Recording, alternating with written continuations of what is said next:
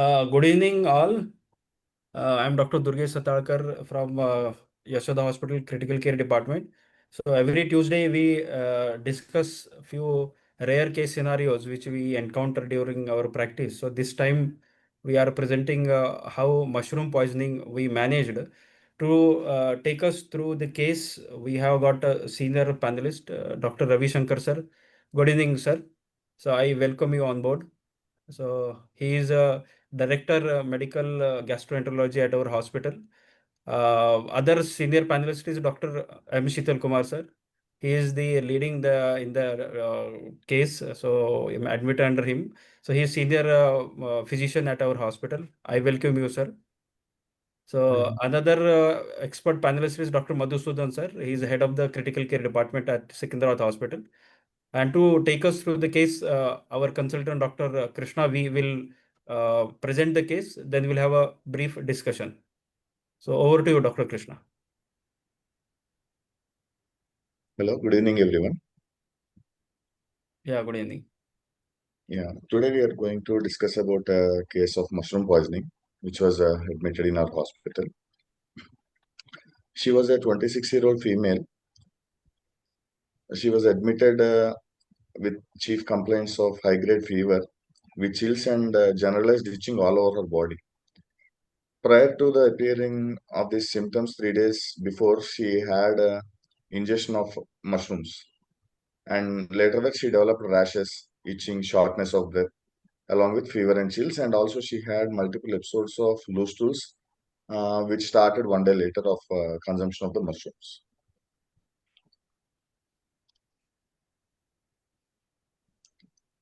And initially, she got evaluated at the outside hospital. They also suspected tropical kind of infection and sent relevant investigations. And later, because of her worsening of general condition, she was referred to the Yashoda Hospital for further management. When she came, she's in a critical state, having hypotension with a BP of 60 by 40 millimeter mercury and tachycardia.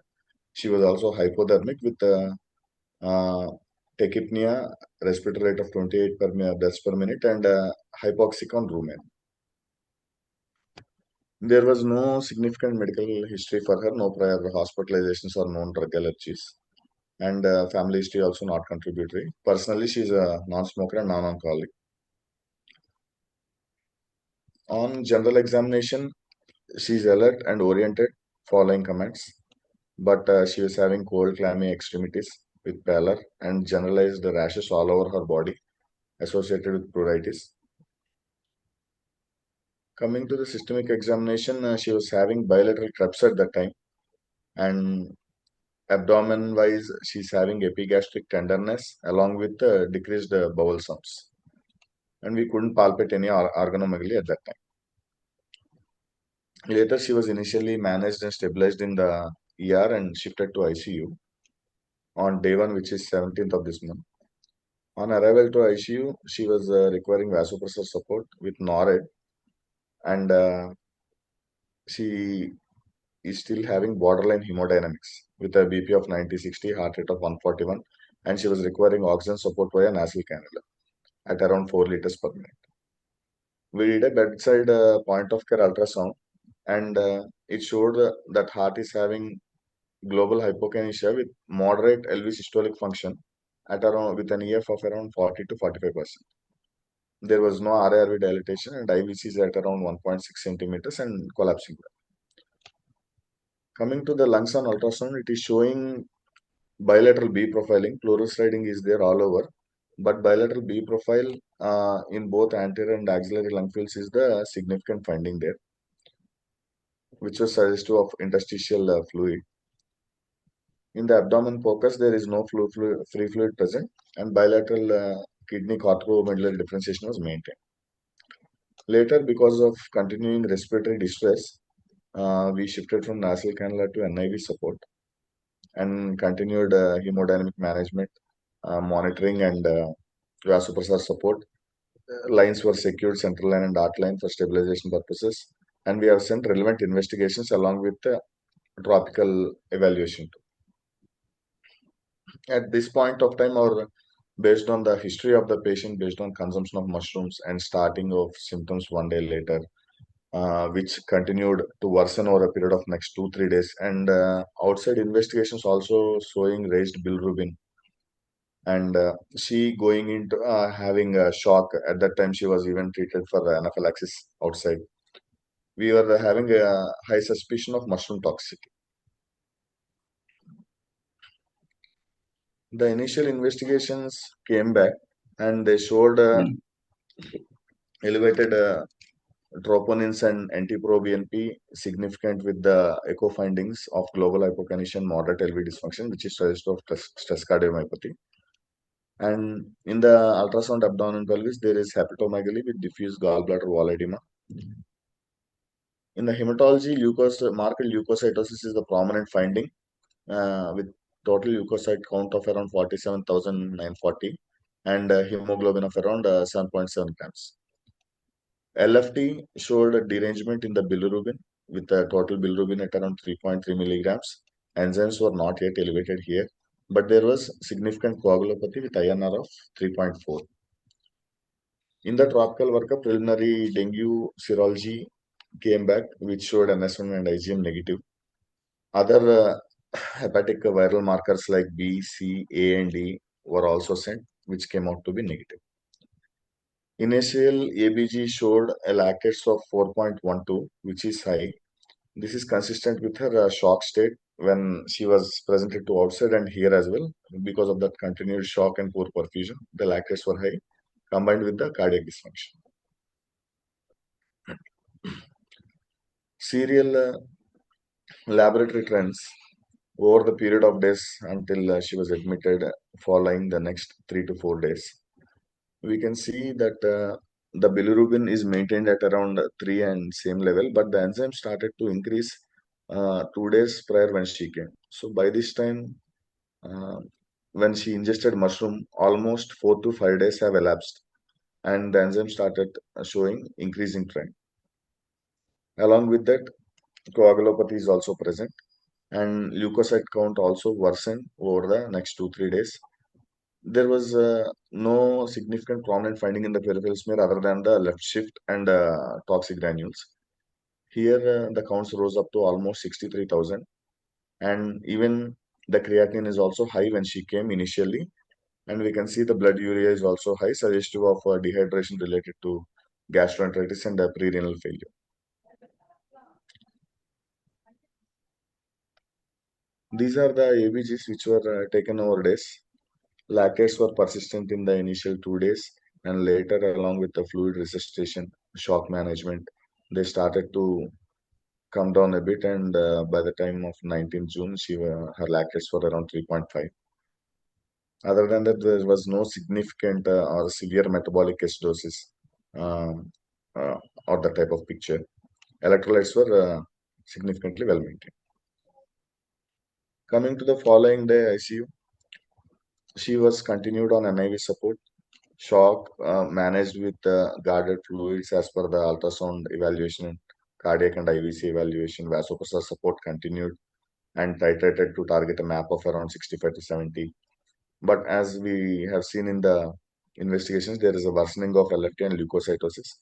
Meanwhile, the rest of the tropical workup of leptospira and scrub were sent, and scrub came negative at that point of time. And supportive management along with diuretics, NIV support, and antibiotic support is continued.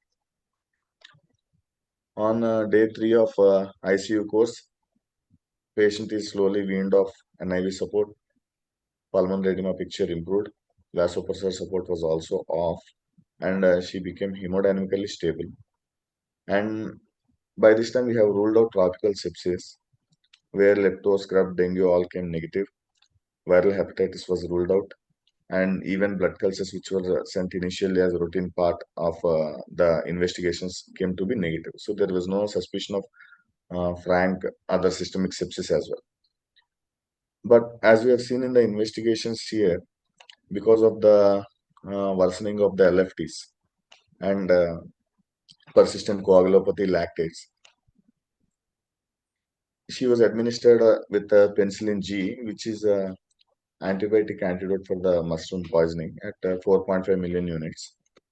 And later, after administration of this, on 20th, we can see that the enzymes started resolving, coagulopathy started resolving, INR started to stabilize, and even counts also started in the decreasing trend.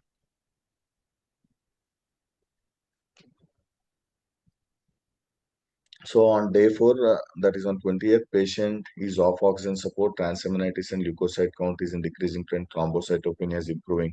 Overall, patient general condition improved. She started to feel significantly better, and she's mobilized out of the bed. And we also shifted her to the ward as there is significant clinical improvement. And yeah, on 21st, she is shifted to what? She remained hemodynamically stable, conscious and oriented.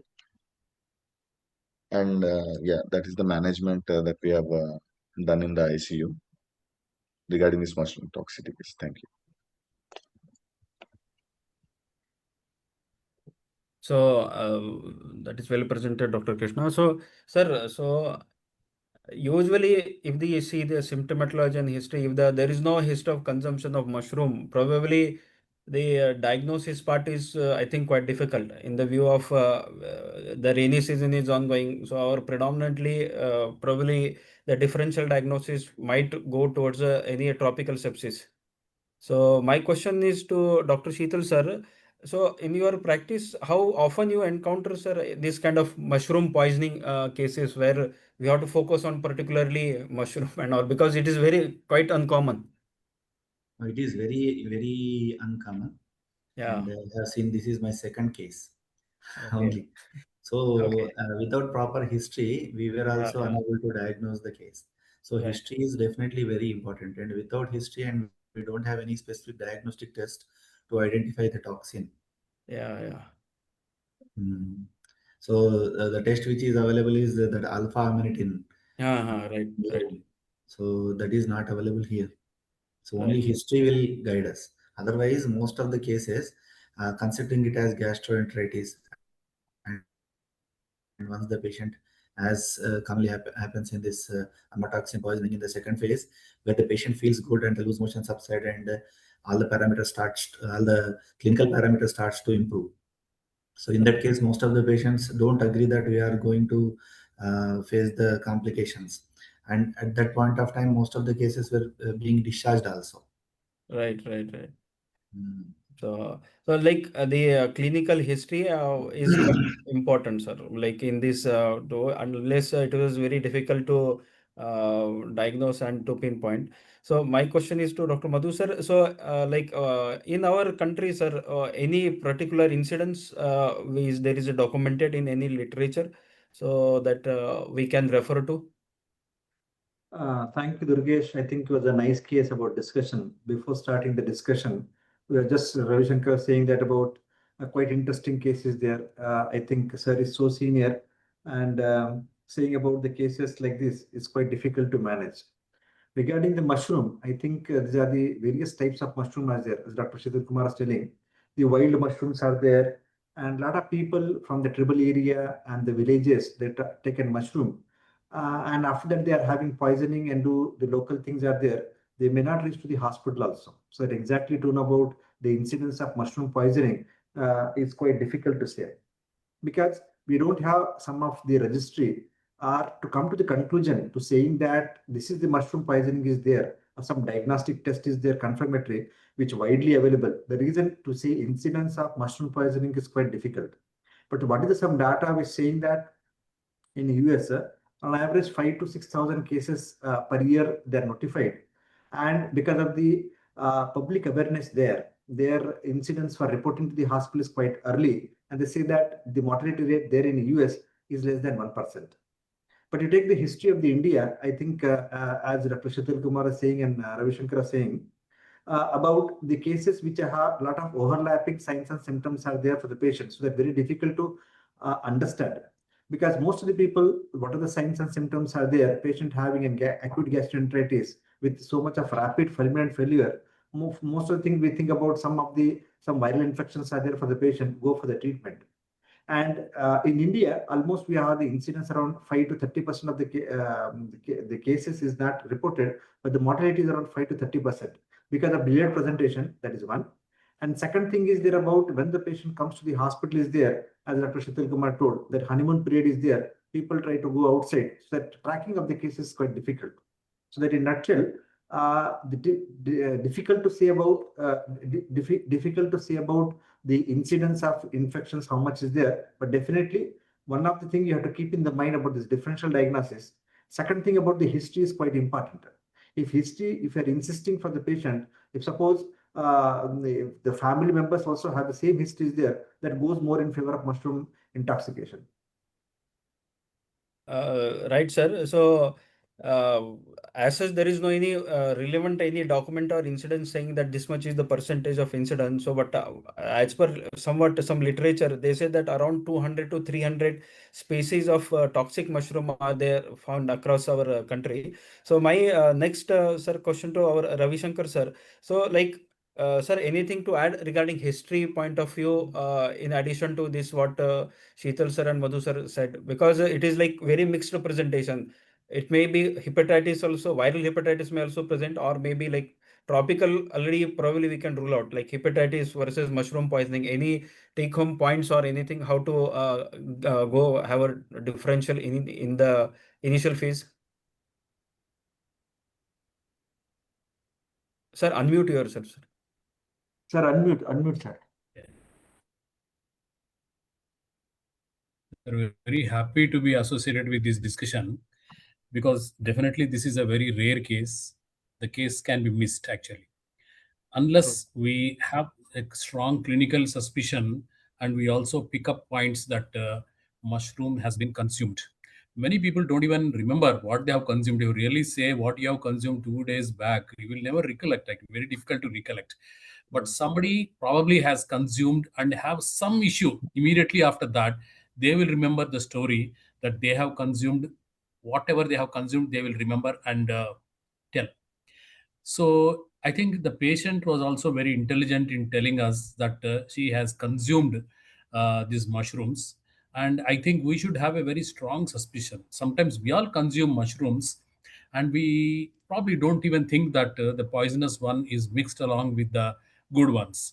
I mean, it's our vendors and the people who sell these mushrooms, they will never know that the poisonous ones are mixed.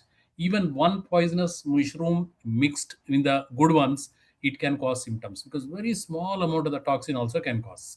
Now, how to diagnose this is extremely difficult actually, unless we take a very detailed history and certain rule out other conditions like which can involve multi systems. Like this patient had cardiac involvement, liver involvement, renal involvement, and also a picture like sepsis.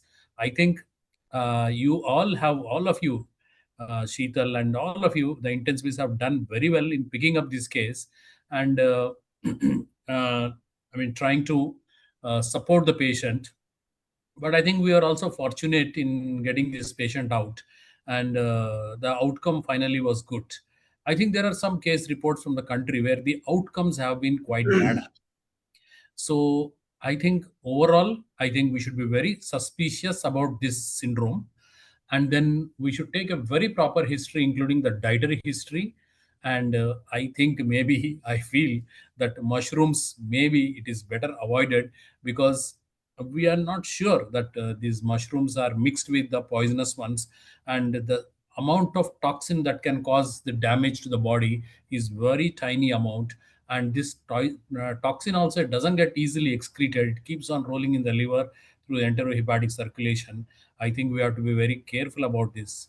And but anyway, a good history, finding out the various organ involved and the time course and the history of mushroom poisoning has really helps. And sometimes, even though history is proper, and we find out the mushroom poisoning has been there for the patient, we may not be able to save because there is no antidote as such. Yeah. Okay, we'll wait for more questions. Yeah, there is, I think there is, as such, there is no exact antidote. Sir, my next question to our Dr. Sheetal sir. So Amanita phyllets is predominantly the commoner one and which is more toxic one. Its other name is called as death cap also. So it is if you consume, it is probably toxin mediated. So how the toxin works, sir, and it will cause the symptoms. As Ravi Shankar sir said, even one piece of mushroom.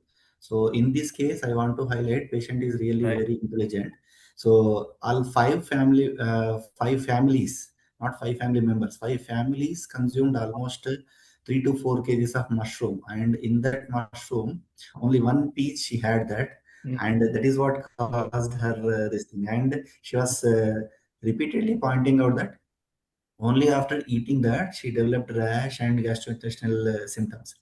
So first thing, we have to appreciate the patient. Second thing, True. so different toxic mushrooms, among the different toxic mushrooms, Amanita phalloides is the more toxic, and there are two toxins in this, phallotoxin and amatoxin. So these two toxins act in a different way.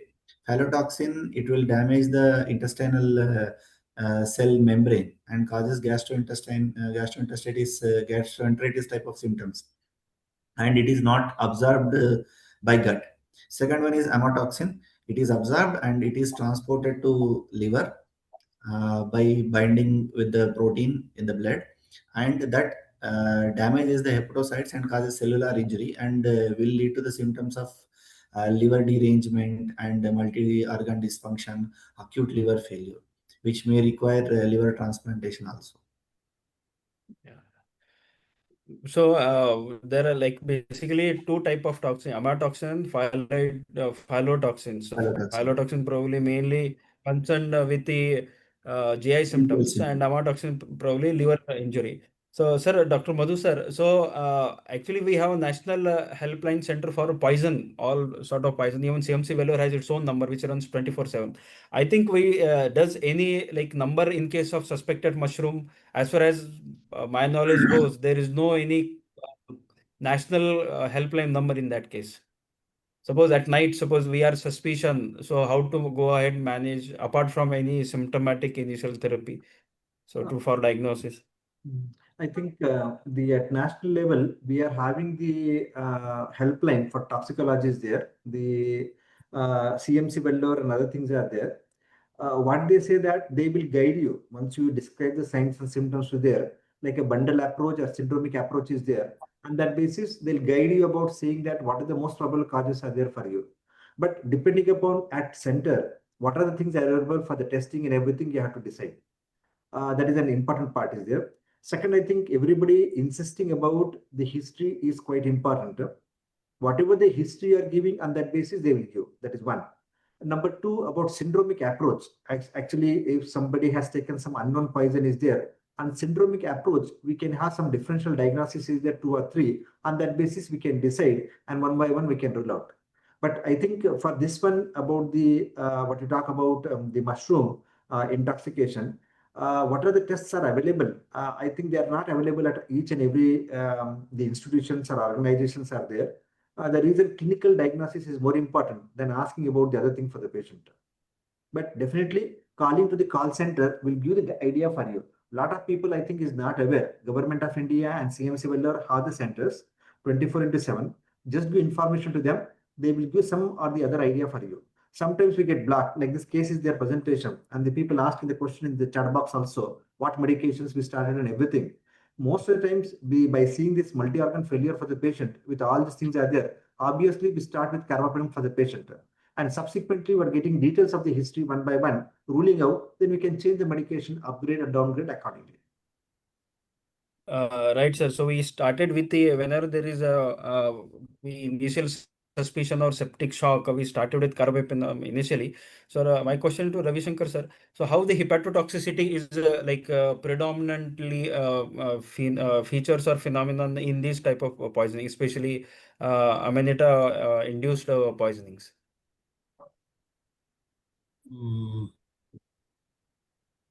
This has a predominant effect on the liver. The mechanism Right. seems to be DNA polymerase inhibition, where that causes further depletion of the proteins and the synthetic function of the liver gets affected. So that's how the liver gets affected. And also this, as we discussed, the toxin keeps rolling from by enterohepatic circulation. And even if it is in the kidney also, it is gets absorbed from the tubules, and this toxin continues. So, and it is not easy to measure this toxin also. Okay. So these things get perpetuated for a few days. I think by 3 to 4 days, the toxin is completely removed from the body by various mechanisms. But by the time the injury must have occurred, and this has a significant effect on the liver, kidney, heart, and certain other systems, including the brain. And the patients can go from a very ordinary condition to a very serious state, and the complete organ dysfunction causes can lead to death. So I think we need to try to stop it somewhere, which is not easy. But if the liver gets predominantly affected, we can think about certain measures like, apart from the medical measures, probably we'll all discuss. We can go even for a plasma exchange, which is easily available. And sometimes Mars has been mentioned. Of course, once plasma exchange Right. can be done easily, so we can resort to that. And in some cases where nothing can happen, we have to resort to the transplantation, but not very late also. We may have to resort to it and think about a transplantation at some stage by sticking on to the criteria of liver transplantation in ALF. Right. Yes, sir. The in ALF, probably sometimes the patient may require therapeutic plasma exchange, Mars as a bridging therapy, or sometimes transplantation also. So, sir, my question is to Dr. Sheetal, sir. So they say that the poisoning goes through phases. There is like a phase 1, phase 2, and phase 3. So, like in phase 1, predominantly the GI symptoms may predominate, and then recovery, and then again probably in phase 3 there will be ALF kind of. Is there any correlation regarding if the patient develop GI symptom later on? So there any probably early onset of ALF or any worsening, any correlation in between symptomatologies? Yeah, so in this amatoxin poisoning, the symptoms, initial gastrointestinal symptoms will develop almost after 6 hours, and they prolong for 6 to 40 hours. But in some less toxic or other toxic mushroom poisonings, the symptoms will start within half an hour to 3 hours. So in those Right. poisons, we can identify, and in case of delayed presentation, the golden time is gone, because many measures to prevent the absorption of the poison will be done only when the symptoms have started. So in this amatoxin, up to 6 hours there will be no symptoms. Patient will be symptom free. So the golden period of decontamination or giving activated charcoal or gastric lavage, all that important time and the treatment measures have passed away. Then we have to decide after 6 hours, if the patient presents with the symptoms, we have few options to treat the patient. So if the presentation is delayed, or if the symptoms started, even initial gastrointestinal symptoms are started after 6 hours, then there will be every chance of the patient may go into acute liver failure because of the proper treatment which we have to give in the early hours is gone. Yeah.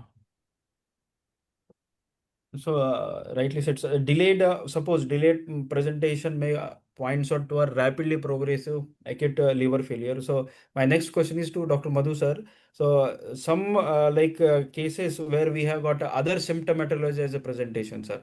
So, what are those other symptomatology apart from predominantly GI and liver involvement? So, in other mushroom, because it is rather first difficult to diagnose which type of mushroom consumption has happened. Yes, as I told about the differential diagnosis for the patient is very important for this patient. As you are asking about overlapping signs and symptoms are there for this patient, particularly the tropical infections which are there. You talk about the malaria, the leptospirosis, or scrub. All this also will have the same overlapping signs and symptoms for the patient. So that I think again repeating, going to the basics again. If we talk about the presentation about investigations is there for the patient, having an acute, the transaminitis is there for the patient, causing an coagulopathy and other things are there, then typically if you see the first time patient presented to the ICU, we think that it must be a leptospirosis or scrub typhus is there for the patient. If the patient having other signs and symptoms are there, we think about malaria or a patient having hemoconcentration dengue. I think the differentiating from these tropical fevers is equally important.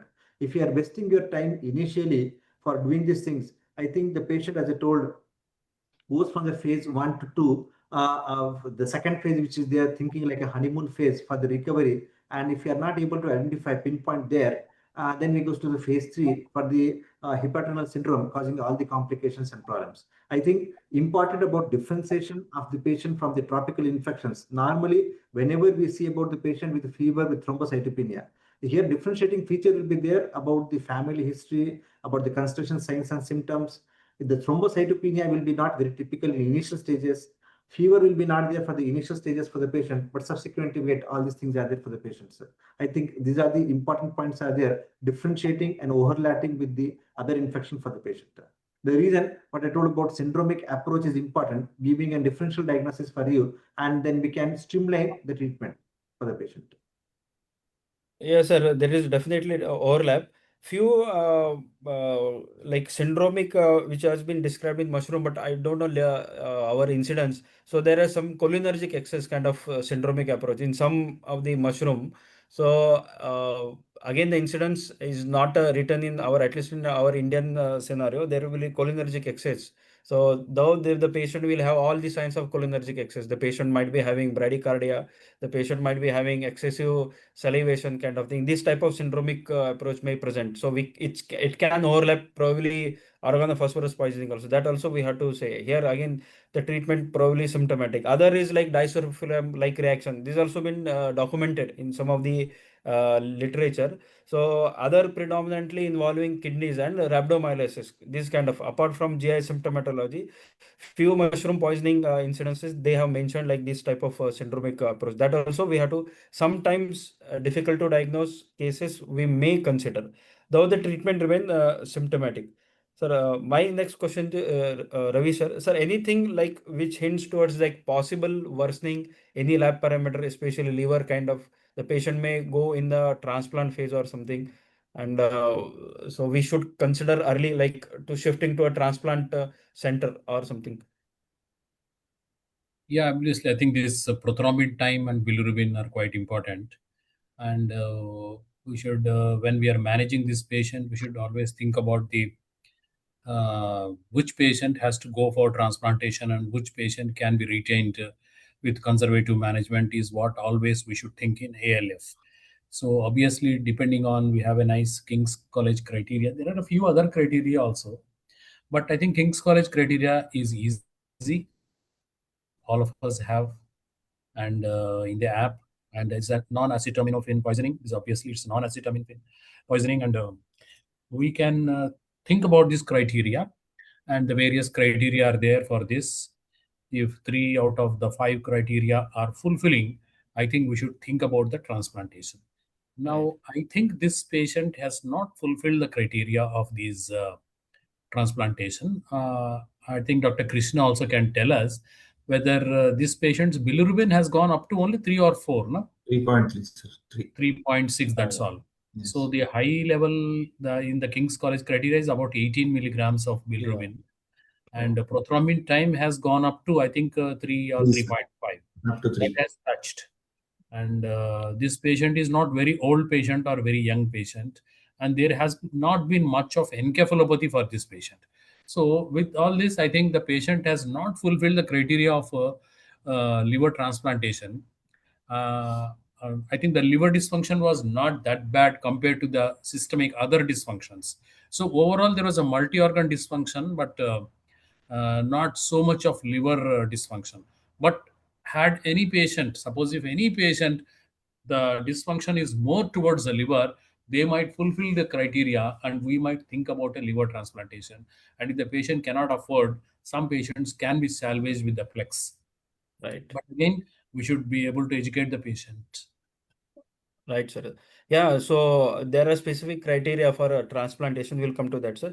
My question is to Dr. Sheetal, sir. So apart from this, any lab test like urine, there is said that gold standard is urinary amatoxin or probably ELISA kind of thing. Is available with us, sir, or any reference lab, probably outsourced laboratory, anything? Because these are very uncommonly done tests. I don't think it is available in our area. Maybe AIMS and CMC Vellore they may have. But as far as the literature which I have studied, it is available in Belgium. Okay. So here in India, I don't know. Madhu sir is the best person to tell that. So here they are not available. Only I think in the research laboratory it is there, but routinely doing things are not there. What we can say, for the people where the clinical pharmacology department is there, if you request them about so and so thing is there, that time they will do the evaluation. But routinely for the outside labs, it is not there, because the principles they want to use, liquid chromatography is their principle they're using for the other tests is there. If they run that sample on the same platform is there, if you give the proper history, everything to them, then the possibility is there for the urine sample. But one caveat is there, as the intoxication or poison extracted in the urine early, within 48 hours, because that is the time is there for differentiation. If we are taking the delayed time is there, we'll not able to find out anything for the patient. That becomes quite difficult. Then some of the tests which are there for the patient, what we do from the history was typical examination like food intoxication, whatever the leftover food is there, when that we do the testing for the patient with the same liquid chromatography and all the tests are there, we'll get an idea. But specific Michael, tests are not there, not there. Only the as Ravi Shankar sir is saying about the patient having worsening of liver function tests are there, then hepatrenal syndrome is there, patient getting coagulopathy, multi-organ failure is there, patient could DIC. If the tests which are there for the hepatitis A, E, sepsis and all things are not ruling in for the patient, we are thinking that some other differential diagnosis is there, then definitely these things, more of clinical things are more important than investigations. that mycotoxic analysis is very difficult to do, because even if we take the sample from the food what they consume, we cannot differentiate by seeing that mushroom that this is poisonous and this is non-poisonous. So even if we take the sample, we are not sure that the mushroom which is containing the poisoning may not be the sample which we have collected, and that is also difficult mycotoxic analysis. So that in the nutshell, the more important about the history, clinical examination, labs are there for the patient. If we do, we will come to the conclusion for the patient. But if any test we are sending more than 48 hours is there, very less chance is there for finding out this poison even in the urine also. Yeah, so diagnosis remain the high suspicion, clinical diagnosis. So lab work or anything is hardly any of use. So my question is again now coming to treatment options that has two strategy. One is like supportive care, where we prevent the absorption which is already there. So any role of charcoal, sir, Madhu sir, multi-dose activated charcoal in the mushroom poisoning? Yes, yes. Definitely. As Ravi Shankar sir also mentioned, because he's having an enterohepatic recirculation is there for this patient, definitely within the first 4 hours, giving an activated charcoal for the patient will be beneficial. So that giving around 50 to 100 gram of charcoal is there for the patient, because it will prevent further absorption and we are the vicious cycle which is again we're able to prevent. And subsequently, after giving this every fourth hourly, we can do 1 gram per kg, around 50 to 60 gram of charcoal is there for the patient. Prevent further absorption is there, and subsequently when absorption is not there in the circulation, all these problems will be prevented for the patient. Only one or two indications what generally also we tell this patient, because they have large signs and because they are giving large volume of the charcoal is there, if an unprotected area is there, chances of aspiration causing a pneumonitis is the more problem is there. Sometimes because of the food intoxication, somebody gets an ileus or somebody gets an bowel obstruction is there for the patient, or the patient sensorium is along with this something else has taken. If sensorium is not appropriate, then you have to be very careful about giving an activated charcoal. I think these are the general recommendations is there whenever you're giving activated charcoal for the patient. This has to be followed more meticulously in cases of mushroom intoxication for the patient. Yes, sir. Supportive treatment and activated charcoal only when the airway is secured. Sir, my question is to Dr. Ravi, sir. So anything, sir, which further prevent the hepatocyte uptake? So any agents available? So these are the transport peptide inhibitors which are there available with us. Any thought on that, sir?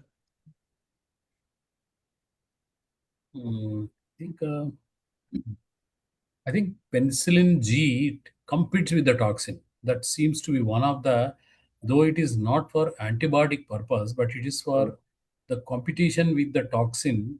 Which Yeah. we all think that penicillin is for antibiotic purpose, but it is, I think, competes. I think NAC, NAC is one good agent which could be given. I mean, of course, the charcoal is in the first few hours, and then these medications come the next level. And subsequently, I think there isn't much medication or antidote. I think there are some newer agents. We're not very sure about that. I think these are the two agents I can suggest. Sir, Sheetal sir, any thought process like one is penicillin G, as already sir told. Any other agent are you like you are aware of or you can use in this situation? Yeah, penicillin G, actually it was thought that it will prevent the absorption, but the data is not clear. So there is no clear-cut data that penicillin G also helps it. And silymarin derivatives, usually most of the gastroenterologists will use that silymarin for drug-induced hepatitis. So that silymarin derivative, silibinin, will prevent absorption from the intrahepatic circulation. These two are the documented agents. The ceftazidime is also tried, but still the data is not completely clear. So penicillin G we can use, but it is also not showing any beneficial effect. So only silymarin is the agent, or silymarin derivative is the agent, silibinin, which if we can administer within 48 hours, then that will be helpful for preventing hemotoxins to get absorbed by the hepatocytes. It will prevent the damage to the hepatocytes to some extent. Yeah, I think silymarin or its derivatives are not very commonly used by us, but I think in this poisoning they can come handy because we really don't have anything else. And of course, NAC, that is also, silymarin also is an antioxidant, and NAC also being an antioxidant. A lot of free radicals are released by this poison. So both these could be countered by this one. The mechanism of action of penicillin, I think, seems to be competition with the toxin. But again, I think all these are very rare things. We are not very sure about this, but we need to. I have one point to say. How to diagnose? See, if the patient doesn't give history, we are going to get these types of cases. The patient may not give history. This patient has been intelligent. I think Sheetal is very smart in picking up the diagnosis. Okay, patient doesn't give, and we have this history coming on. We are probably missing, and there is no such clue. So, how to come to a conclusion? So, the ER people will do certain things. They will resuscitate the patient, stabilize, and send to the AMC. And once the patient comes into AMC, you are concerned about various different things, whether the ventilation is improper, proper, or improper. What is the this inotropic support you have to give? How much fluid you have to give? What is the fluid you have to give? And the arterial lines and all this, you'll be busy. So, but I think some of us, or one of us, have to take a very, very proper history, extremely proper history, and make a differential diagnosis. In this case, the differential diagnosis has been scrub typhus, probably malaria has been excluded by outsiders, outside doctors who have examined this patient. And then leptospirosis was thought of, myocarditis, septicemia, and a few other rarer things like this also may have to be thought if a differential diagnosis is properly written down. And these types of cases, we have to think that toxin also, toxin, drugs, and idiosyncratic reactions. So then once the differential diagnosis is there, and we are able to make out these are the toxins of these mushrooms, apart from the amanita toxin, there I think there are various toxins we described, and Durgesh has nicely told that there can be a renal involvement, there can be a this muscarinic type of syndrome, and there can be, in fact, in hallucinosis also can be there. So some patients can go in towards a renal problem, patients can go in towards a hepatic problem and the CNS problem also. So if we are able to write down before much, we know that these could be the toxins, where to send the toxins. I think they will not be very expensive because they'll be done in referral laboratories, and we should have a panel of toxins where to send. This panel, I think, can be sent. I think some more patients we can pick up, and we may pick up early also. This is my suggestion. Sir, here at the presentation, if the history was not clear, Then we have evaluated thoroughly. The first suspicion was with LFT derangement and elevated serum creatinine and elevated INR. We had already ruled out dengue, leptospira, and scrub. With on precautionary basis, we started medications which will cover the atypical infections. As you said, malaria is already excluded. So then other things which we have to evaluate are viral hepatitis with what we evaluated. Even we thought of uh, poisoning that with the homicidal intent. Yellow phosphorus poisoning also we suspected. So, but the history was not there pertaining to that. So after evaluating all the things, as we don't have the diagnostic test to rule out this toxin, so then we came to the conclusion that this is the possibility. Even after the patient was repeatedly telling that we have consumed mushroom, we were in the suspicion that it cannot be a mushroom. Why can't we evaluate other things also simultaneously? So then we started with meropenem and doxycycline. Then here in our ICU, whenever the LFT derangement is there, one or the other doctor will start NAC. So that's a common practice that is helpful for most of the cases with the liver derangement. So here also we followed the same.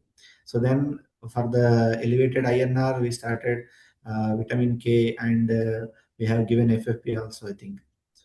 So like that, we evaluated the case, sir. But without history, truly speaking, without history, we were in the soup. So we have already given you titles that both you and your patient are smart. I think sir has told is a learning case for everyone. Thinking about actually, sir, in the ICU setup, whenever the young patient comes, always we have differential diagnostic of toxicology. Normally, any young person after the examination, interview, after the marriage, normally our discussion in the morning rounds also we asked about all background history of the patients. Some of the other things are there. Whether any possibility is there of intoxication, poisoning is there. Because we see this is the age group is there, doing an purposeful, deliberate self-harm is there. So that the differential diagnosis always keep in the mind.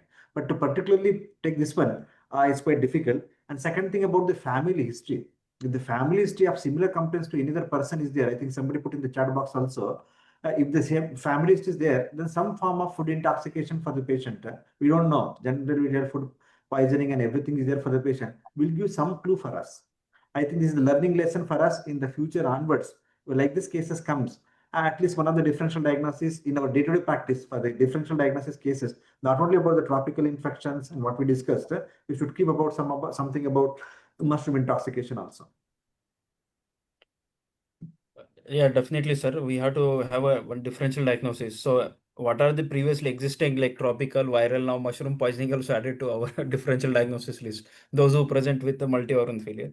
So, so to go further, sir, Ravi, sir, any thought process like Mars or therapeutic plasma exchange in this type of situation? Where and when, or these are bridging therapies, or when to start and all? Yeah, definitely. I think if the bilirubin has gone up, I think there is a need for plasmapheresis, which would help the patient, and that would be like a bridging also. And the patient cannot afford, we can try several courses of Plex. But if the patient can afford, we can have a discussion with the transplant teams, and then a limited Plex can be done as a bridge. But anyway, this patient, I think there was no requirement for Plex because the bilirubin levels were not high. And with, I think, basic management in AMC, with the supportive treatment, this patient luckily has come out. I think the amount of toxin this patient has consumed was not much. Maybe that seems to be the impact of us, because this patient, though was quite bad, she came out of this. The liver was not so much affected, but her heart has got affected. I think the kidney has got a dysfunction, and of course, the liver also has a dysfunction. So I think in this patient there was not much requirement for Plex, but I think in the future, or any patient who goes into a significant liver dysfunction, Plex can be attempted, because in this patient, suddenly if we say liver transplantation is required, then there will be problems. I mean, problems means acceptance will not be so immediate. True. whether whatever it is for various reasons, and lifelong immunosuppression needs to be given. So there are so many other things will be discussed by the family, and we have to explain. And we may not have that kind of time if the patient is progressing rapidly. So I think right from the day one, as we have done, as you people have done, I think that taking the family into confidence is very important, and going ahead.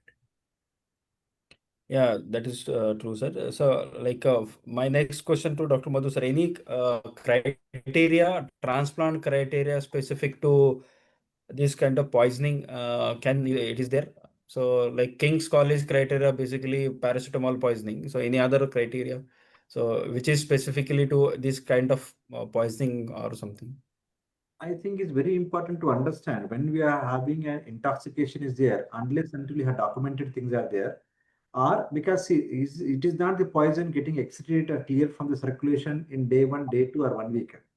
So that subjectively and objectively, we have to have evidence of intoxication, because it's very likely things are there. We do transplant. If the patient having residual intoxication is there, that will cause further injury to the organ, and then also failure is there. The reason is very first and foremost very important.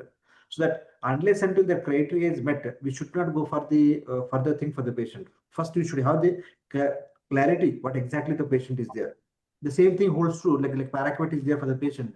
Though we know for the patient, paraquat is there for the patient, we wait almost for more than 1 month because of having complete elimination of the poison from the body. Otherwise, residual poison itself will cause the problem for the patient. Same thing holds true for the, I think, the yellow phosphorus and other things are there. I think Ravi Shankar sir will agree with me. That is one. And the standard criteria we follow is about the same bilirubin of more than 18. INR is more than 6 is there for the patient. Patient having an hyperlactatemia is there for the patient with coagulopathy and lactic acidosis. I think these are the criteria usually we follow for the referral for the liver transplant is there, and subsequently we take a further call for doing a liver transplant. That's what I have the idea. But most important point you have to insist again and again, unless until knowing about the exactly the intoxication of poison, the clearance in the body, what is the half-life is there, we have to wait for the complete clearance. Then only we have to think about transplant. Before that, we should not go ahead with the transplant for the patient. That's the baseline. Yeah, sir, definitely that clearance of the drug is important. So, as already said, that there is like criteria like if the patient is having encephalopathy with the bilirubin of more than 18 with INR of like 6.5, there probably we can do consider transplant. So sir, this I think we discussed entirely apart from the history and how we will diagnose and what are the tests available and is acute liver failure. So I think any points from any expert panelist, Sheetal sir, what is our like concluding point or remarks we should be taking at the end of this lecture or a seminar? So always first, history is of vital importance. If the history is not clear or not recollected, or the patient is not in a condition to tell the history, like intubated or in encephalopathy directly at the time of presentation, or we have sedated her, so then comes the diagnosis of exclusion. So here in this patient, she presented on day 4. First 3 days she developed all the symptoms, but the second phase of recovery was not clearly observed by them, because at the time of the presentation itself, the patient is having left derangement and raised INR. So in that case, we have to think of multiple differential diagnosis, and we have to exclude all of them. And as Ravi Shankar sir told correctly, so another one is added in our differential diagnosis, that mushroom poisoning. So after that, if the patient is sure of having mushroom which is poisonous, then only we can pre-hospital decontamination procedures or supportive procedures, and then come to specific procedures, specific treatment, these things. So in which, apart from the drugs Silimarin and NAC, so decontamination in case of preventing the absorption of amatoxin into the hepatocytes from the circulation, intrahepatic circulation, by giving activated charcoal. If the patient presents before time of that toxin getting absorbed into the hepatocytes. So if we cross that stage, then we are left with only options like NAC. Then if the patient goes into acute liver failure, prepare the patient for liver transplantation. These are the two options only we are left with, apart from the bridging Yeah, therapies. yes. Yes, sir. You properly, completely summarized the case and few points also. Sir, any final comment, any points, sir, from Ravi, sir? I think we have learned a lot today about mushroom poisoning, how it presents, what is the difficulty in understanding and coming to a diagnosis. What's a lot of difficulty will be there. I think we should try hard to come to a conclusion, and also in the future cases, how to go about. See, so this case we are able to diagnose, but in the future, are we going to miss? Yes, definitely we might miss, unless we have a strong suspicion. And once we have a thing that it is not clinically easy to make a diagnosis, and this can come in the differential diagnosis apart with certain other toxins which we can enlist. What are the various dis- means this syndromic? What is the differential diagnosis of this disease? What are the various toxins of mushrooms, and where to send this panel for getting a diagnosis? I think this also, I think we should work hard on this and find out. Once the sample is taken, and then we can continue to treat. And then if we get a positive result, I think we can move more towards a better diagnosis. And of course, when there is a better diagnosis, there can be better treatment. And maybe in the future, there could be some antidotes for this. But I think apart from the cases being very severe, there may be cases with this mushroom poisoning which could mimic ordinary viral hepatitis, which we might be missing. We need not think that every case is going to present the same way with this multi-organ dysfunction, but I have to know as a liver doctor that some of the patients may present with milder symptoms, and I want to keep a differential diagnosis of this one in every case where there is no definite etiology found out.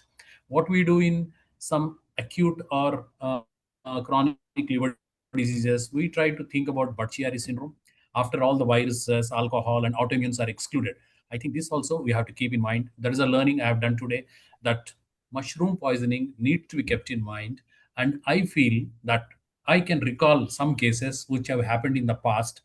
They may not be this severe, or some of them have been this severe, but liver toxicity due to mushroom poisoning can be at various levels. And I think not necessarily a very, very severe case like this, but there could be other presentations which I need to pick up. Definitely, sir. As already said, we should be having we have already urine toxicology, but the profile is quite limited.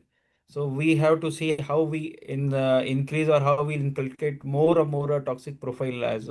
So our will in the discussion with lab people also. Sir, any take home points from Madhu, sir? I think before most of the people like this, I think initially told everything about the sepsis. We should not jump for the diagnosis of sepsis. We have some prodromal period or some latency period is there to patient develop multi-organ failure. All of a suddenly in day 1 or 2, multi-organ failure with sepsis is very less likely. I think this is the learning lesson from us. When the patient having all these things are there, second about syndromic approach. I think sir has told, re-emphasize again and again, but syndromic approach is very important. Whether the patient having different syndromic approaches there, maybe a tropical infection versus the intoxications for the patient, versus patient having an hallucinogenic syndrome, neurotoxic syndrome, or rhabdomyolysis syndrome, or nephrotoxic syndromes are there. I think the syndromic approach is very important in the future also to come to the differential diagnosis is important. But definitely, we should not jump on the sepsis and start each and everything. We should take a pause and think. It may be sepsis, but the history is very short. Think about something else also for the patient. That is an important point. Yes, sir, definitely. We should keep our minds open when we are dealing with these multi-organ cases. Any take-home point from Dr. Krishna? Yes, sir. Clear history in the beginning from the management point of view is very important, which will help us differentiate from other kind of differentials. And not to jump to one conclusion, but keeping the mind open is also important. And management wise, recognizing the early derangements and in which way we can support the patient, because here we have a shock which is cardiogenic of nature, and also sepsis might be a possibility. So complex shock management and early recognition of liver failure and supporting the patient in terms of plasma exchange if needed. So the early recognition and keeping the differentials open is what I would think of in this case. So definitely. So like as already said, history is at most important. So whether there is any poisoning, history of travel, history of any consumption, or uh, any associated complaints are there, that are quite important. So we have discussed entirely and all. So if no any additional point to discuss, then I will thank you all the panelists for joining this webinar and giving your important inputs. So then I will conclude the session. Thank you all. Thank you. Thank you, Ravi Shankar sir. Special thanks to Shital Kumar sir, and thank you, Krishna. Sir. Wonderful. Thank you. Thank you all panelists. Thank Thank you. you. Thank you. Thank you, Durgesh. Thank you. Bye. Thank you.